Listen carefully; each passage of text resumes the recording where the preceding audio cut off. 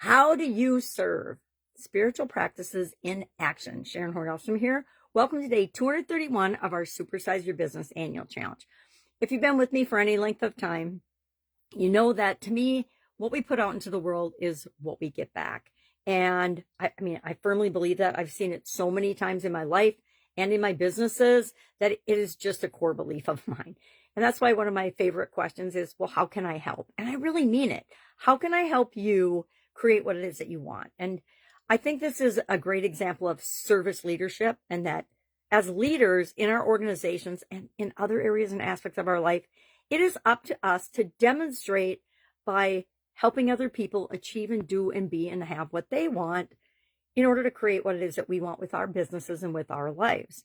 Now, being of service is defined by the other person, right? Not by us. But when we set our ego aside and we do things that they expressly tell us that they can use help with, or that they ask us to help them with, and we do it without any expectation in return, that's my current definition of services. How can I do something for you, but I don't expect anything in return?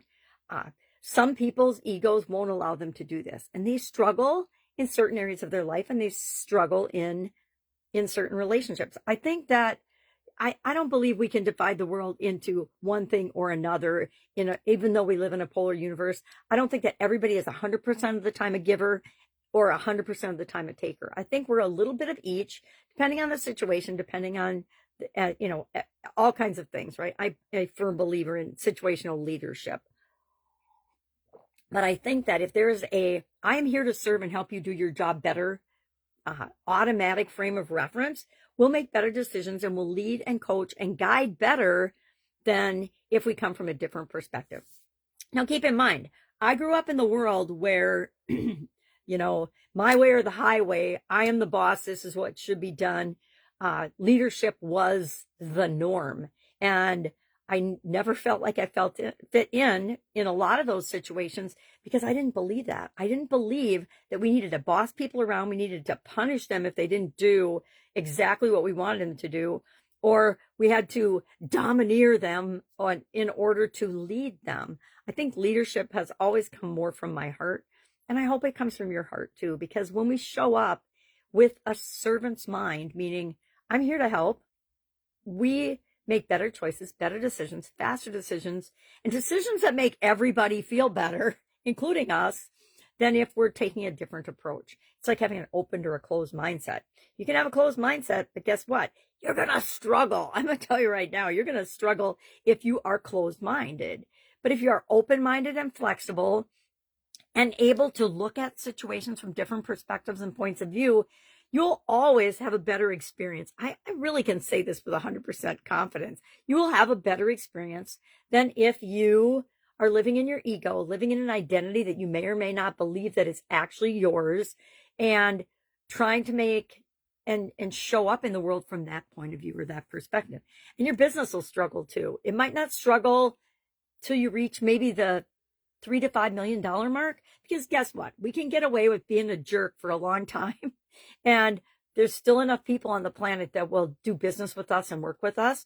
But at some point, if you're not growing, you will be the bottleneck in your business. You will stunt the growth of your business because you can't step out of the way. You can't set your ego aside to realize that there are people on the planet that can do things better than you. I am like a firm believer in, I need to stay in my lane and do the things that I know I am best at, and find other people that will help and support me and be of service to me in the things that I'm not great at. And like all human beings, those are many, but I am aware of them. Was I always aware of them? No, I was not always aware of them.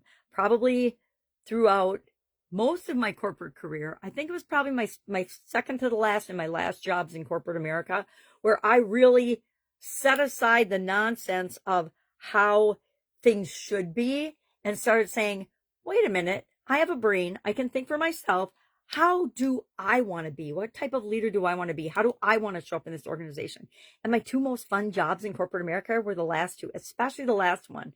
Remember going into the job interview, and I went in with what you see is what you get, which is obviously my philosophy in a lot of things. attitude. And the whole team was interviewing me. So it's kind of a high stress situation for most people. And that's why I decided I'm just going to be me. I'm going to tell it like it is. I'm going to, share my philosophy and what I believe and how I choose to lead. And they hired me, and I had an awesome run with that organization. I finally left to just do my own businesses because I'd had businesses for 25 years at that point on the side. And I'm like, okay, it doesn't really make sense for me to go into work for somebody else anymore. And so that's how I made that decision. But I had a blast in that job. Was everything hunky dory? No. The maintenance manager hated my guts. He didn't like me at all because I held him accountable like everybody else to do what he said he was going to do and to do things in a way that made the organization grow and eventually scalable and sellable to another entity, which is what the owners wanted in the first place, which is why they hired me. So there's always a way we can be of service. And guess what? I was always of service to people in that organization because I knew that if I helped them get what they want and do their jobs better and run their departments better in their divisions, then that would help me get what I wanted. And it inevitably did. So today, what are we going to do? How are we going to demonstrate that we are of service? Let's define being of service as doing something for someone or something else without any expectation of anything in return. It's so many different ways we can do this. Maybe you can send an article to a friend that you know is a topic they've been worried about and concerned about for their business. And you found this great article that's perfect for them and it might help them find a solution to their current challenge. Maybe you can phone a friend and just check in on them and see how they're doing, or a peer or a former employee or a current employee that you know is going through a tough time and they just could use a couple of minutes of acknowledgement that they're doing great throughout a challenging time in their life. Maybe you can ask your team today, how can I serve you guys? How can I help you out? What is it that you need that you're not getting easy access to that I can facilitate for you? That is our job as leaders, is to facilitate the jobs of all the other people in the organization. And if you're the founder, guess what? That means you're there to serve everybody in the organization.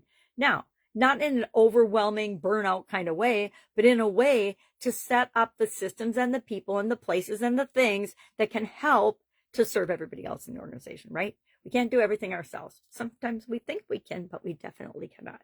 I'm a perfect example of that. So ask yourself today, when have I felt the most spiritually alive?